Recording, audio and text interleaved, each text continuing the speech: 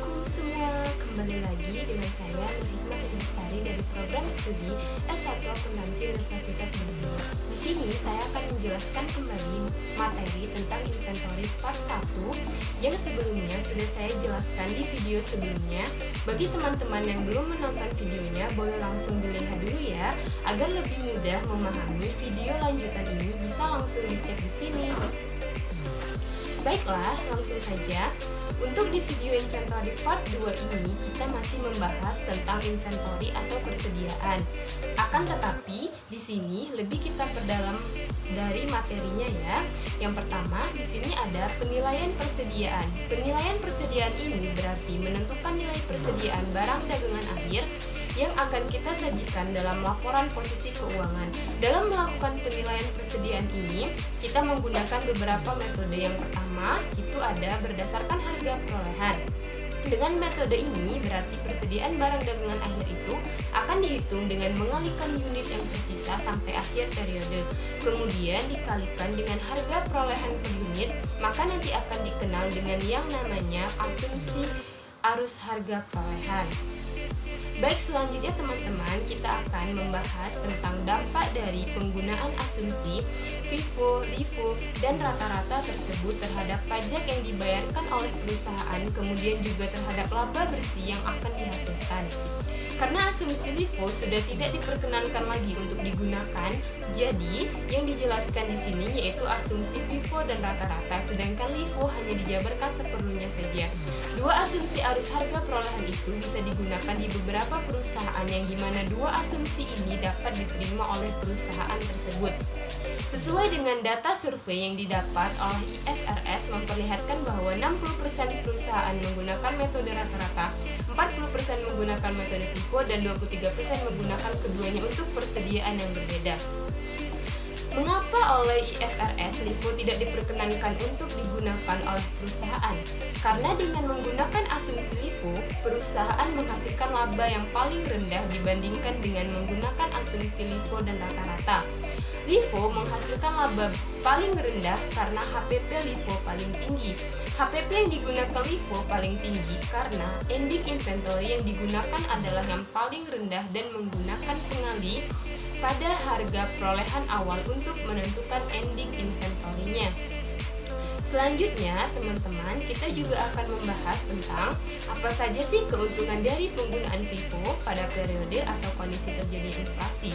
Maka, nilai persediaan barang dagangan akhir dengan asumsi FIFO adalah yang paling sesuai dengan kondisi harga pada saat ini, atau harga pada saat kita melaporkan laporan posisi keuangan. Sedangkan jika asumsi rata-rata dia berada di bawah harga sekarang dan LIFO sangat jauh berbeda dari harga yang berlaku sekarang.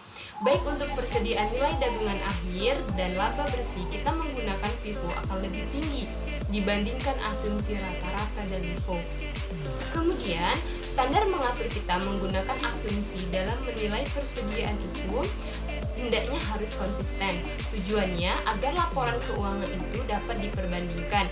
Jika kita menggunakan asumsi yang berbeda-beda setiap tahunnya, maka para pembuat laporan keuangan akan merasa kesusahan untuk memperbandingkannya.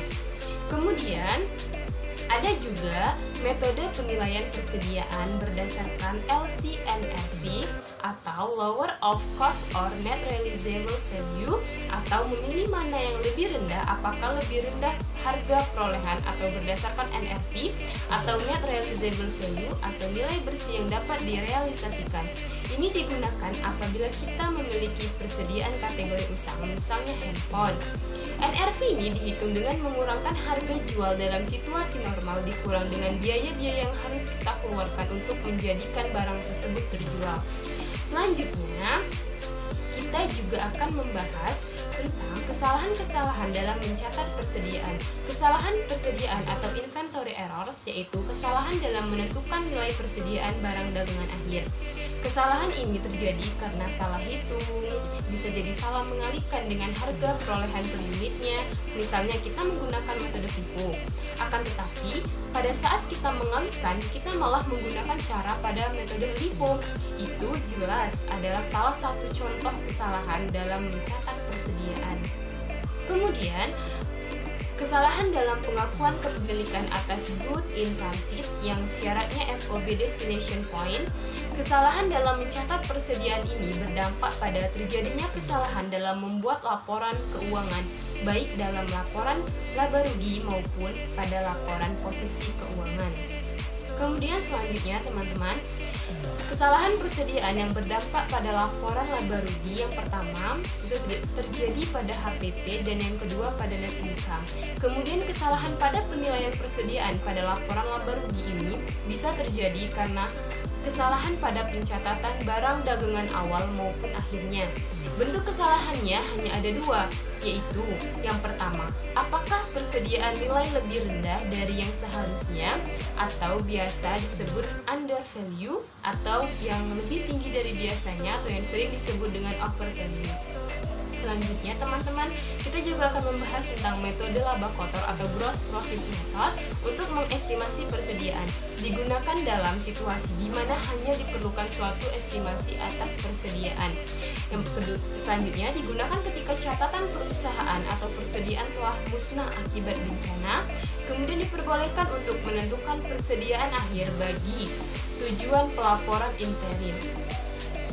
Metode laba kotor atau gross profit method digunakan untuk mengestimasikan persediaan yang sudah dijelaskan tadi di sebelumnya. Hanya diperlukan suatu estimasi atas persediaan digunakan ketika catatan perusahaan atau persediaan tadi telah musnah akibat bencana alam yang terjadi di suatu daerah. Dan selanjutnya digunakan untuk pelaporan interim. Metode laba kotor didasarkan pada 3 asumsi. Yang pertama, persediaan awal ditambah pembelian sama dengan barang yang tersedia untuk dijual. Kemudian barang yang belum terjual harus berada di tangan. Kemudian yang ketiga, barang yang tersedia untuk dijual. Yang keempat, penjualan at cost sama dengan nilai persediaan akhir. Selanjutnya, kelemahan metode laba kotor menghasilkan suatu estimasi. Yang kedua, menggunakan presentase masa lalu dalam menentukan markup. Yang selanjutnya, aplikasi presentasi laba kotor kelompok harus dilakukan secara berhati-hati, kemudian tidak boleh dipakai untuk tujuan pelaporan keuangan. Baiklah teman-teman sekalian, kiranya cukup sampai di sini penjelasan dari inventory di bagian part kedua ini. Apabila teman-teman masih memiliki ada yang masih ingin ditanyakan, kan teman-teman masih boleh untuk berkomentar di bawah apa saja yang masih kurang dan mungkin ada yang masih harus kita bahas kembali untuk di video pelajaran selanjutnya. Kemudian di video selanjutnya saya akan membahas lagi tentang inventory ini dan saya akan buat part ketiganya. Baiklah teman-teman, sekian video pembelajaran inventory part 2 dari saya. Saya akhiri, wabillahi taufiq wal hidayah. Wassalamualaikum warahmatullahi wabarakatuh.